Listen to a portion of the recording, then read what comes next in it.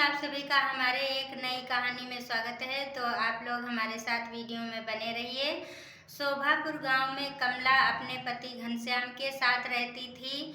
उसका पति बहुत ही निर्दयी था। वो अपनी पत्नी कमला को हमेशा मारा पीटा करता था। तो उसकी इस हरकतों से कमला बहुत ही परेशान रहती थी। और एक दिन घनश्याम बाहर से डंडा लेकर आया और अपनी पत्नी को मारने लगा और कहने लगा, चल हट, मेरे घर से तू चली जा और मैं अब तेरे साथ नहीं रहना चाहता हूँ। अब मैं दूसरी शादी करूँगा। तो उसकी पत्नी कमला भी बहुत परेशान थी उससे और कहने लगी, हाँ हाँ, तू अब ऊर की परी के साथ में शादी कर ले और तू अच्छे से रहेगा।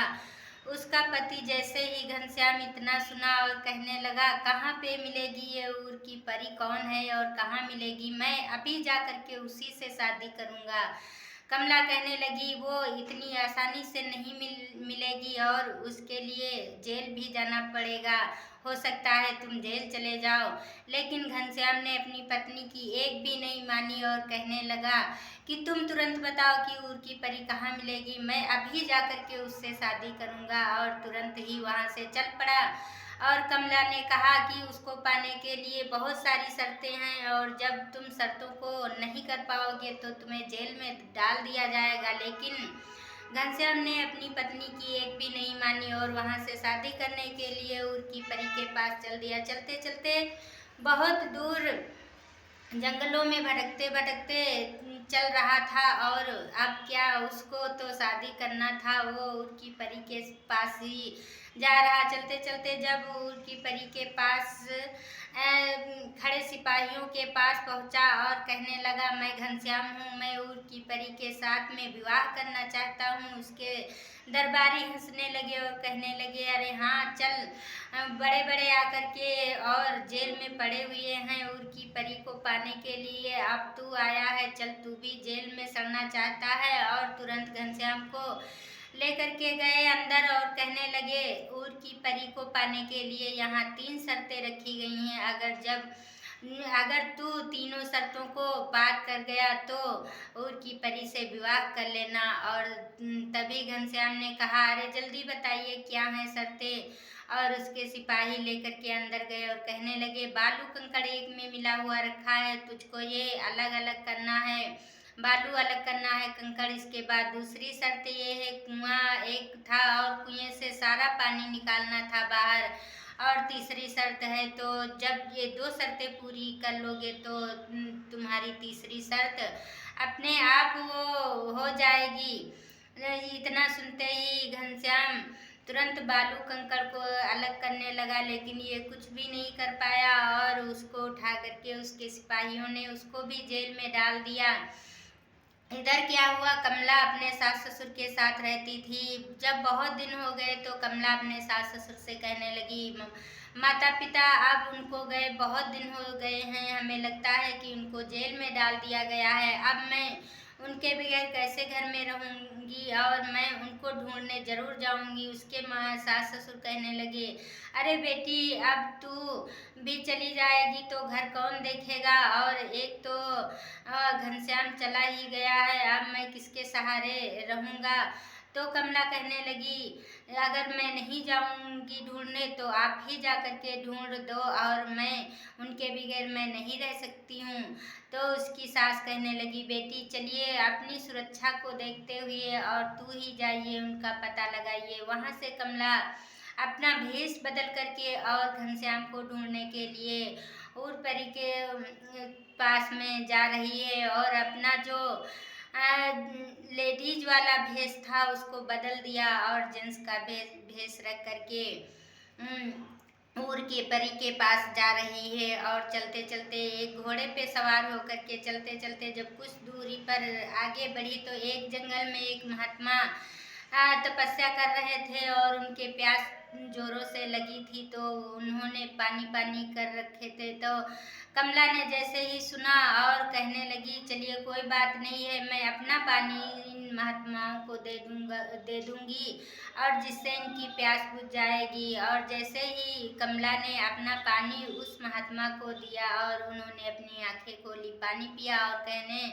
लगे कि बेटी तुमने बहुत ही पुण्य का काम किया है और मैं तुम्हारे लिए कुछ वो मदद करना चाहता हूँ। तो वो कमला कहने लगी, अरे बाबा मदद क्या है, मैं अपने पति को ढूंढने जा रही हूँ। मेरा पति ऊर की परी के साथ विवाह करने के लिए गया था और हो सकता है उसको जेल में डाल दिया गया हो। तो महात्मा कहने लगे, ठीक है बेटी, मैं तुम्हारे लिए एक जिन को तुम्हारे साथ भेजता हूँ, वो तुम्हारी मदद करेगा और तुम्हारे साथ रहेगा, लेकिन वो किसी को दिखेगा भी नहीं। कमला इतना सुनते ही कहने लगी, ठीक है उसको भेजिए, और दोनों साथ में चले गए। इसके बाद कुछ दूरी पर चलते चलते एक नदी पड़ी। नदी का बहाव इतना तेज था, उसके किनारे किनारे जो कीड़ों के गड्ढे थे, उन गड्ढों में वो पानी जा रहा था। कमला ये सब देख रही थी, और जब वो पानी गड्ढों में जाता था, कीड़े बेचारे परेशान रहते थे। और यह देख करके कमला ने जिन से कहा, जिन इस नदी का बहाव दूसरी तरफ कर दो, ताकि ये कीड़े मकोड़े अपना घर बना सकें और सुरक्षित रह सकें। जैसे ही जिन ने इतना सुना और तुरंत नदी के पानी का बहाव दूसरी तरफ कर दिया, और वो कीड़े मकोड़े आसानी से अपना घर बनाकर रहने लगे। यह देख करके उसमें से एक कीड़ों का मालिक निकला बिल से और कहने लगा, अरे बहन तुमने मेरी सहायता की है, और जब भी तुम्हारे पे कोई दुख पड़ेगा आप मुझे आंखें बंद करके याद करना, मैं आपकी सहायता जरूर करूँगा। और तुरंत ही वहाँ से कमला फिर चल दी। चलते चलते ऊर की परी के महल के पास में पहुंची और सिपाहियों से बोली कि मैं ऊर की परी के साथ में विवाह करना चाहता हूँ, और उसका भेष तो जेंट्स का था। ये सब देख करके दरबारियों ने कहा, ठीक है चलो मैं वहाँ की शर्तों को तुमको बता देता हूँ, और जब भी तुम शर्त पूरी कर लोगे और ऊर की परी को प्राप्त कर लोगे। जैसे ही कमला अंदर गई, और ये दो शर्तें थी, जो बालू और कंकड़ अलग अलग करेगा, और तीसरी शर्त थी जो कुएं से पानी निकाल कर बाहर करेगा। कमला तुरंत बालू और कंकड़ के पास गई और आंखें बंद करके उन्हीं कीड़ों को याद किया, और बहुत सारे कीड़े अपनी फौज के साथ में वहां पहुंच गए और तुरंत बालू कंकड़ को अलग अलग कर दिया। और जो जिन था, जिन से कमला कहने लगी, जिन तुम कुएं में जाओ और कुएं के पानी में हाथ नहीं लगाना, बस परी को याद करते हुए, ऊर की परी को याद करते हुए पानी को बाहर निकालो। जिन तुरंत कुएं में गया और वहां से पानी निकालने लगा, और ये दोनों शर्तें उसकी तुरंत पूरी हो गई। इसके बाद में सिपाहियों ने कहा, अब तीसरी शर्त है, ऊर की परी के दरवाजे खुल जाएंगे। दो शर्तें पूरी होने के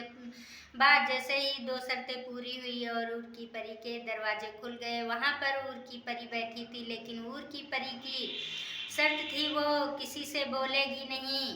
ये शर्त भी पूरी करनी थी, और कमला उसके पास में बैठ गई, लेकिन ऊर की परी बहुत सुंदर थी और वो कुछ भी नहीं बोली। कमला बैठी रही, कुछ भी नहीं बोलती थी वो।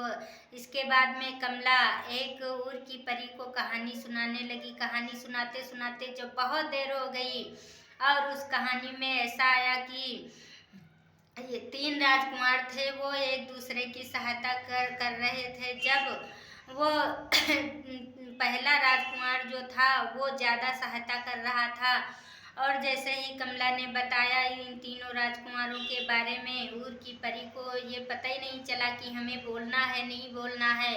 और ऊर की परी तुरंत बोल दिया कि उसको तो पहले राजकुमार के साथ में विवाह करना था। और फिर वो तीनों शर्तें हासिल करके कमला ने अपनी पति को बचाने के लिए बिल्कुल रेडी हो चुकी थी। इधर क्या है, जैसे ही तीनों शर्तें पूरी हुई, वैसे ही ऊर की परी के पिता के पास खबर गई और कहने लगे, सारे राज्य में ढिढोरा पिटवा दो कि अब ऊर की परी की शादी हो जाएगी।